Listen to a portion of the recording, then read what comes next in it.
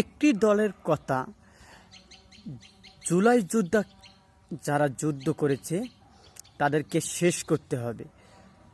মনে করছে ওই দলটি জুলাই যোদ্ধাদের বড় বড় নেতা যারা নেতৃত্ব দিয়েছে তাদেরকে শেষ করলে আমরা আবারও ক্ষমতায় আসতে পারবো।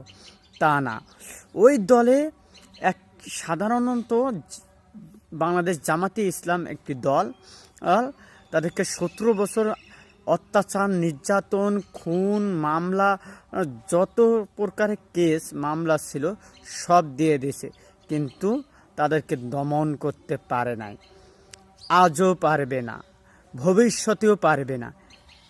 এইভাবে জুলাই যোদ্ধাদেরকে তাদেরকে সরিয়ে দিতেছে।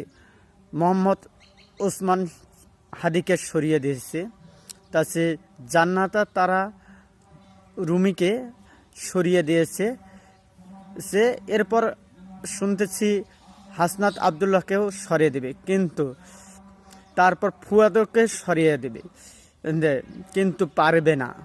তারা সাহসী এবং তারা সাহসী যোদ্ধা, তাই জুলাই যোদ্ধাকে সাহস দিতে হবে। তাদেরকে পাশে সকল বাংলাদেশের জনগণ আছে।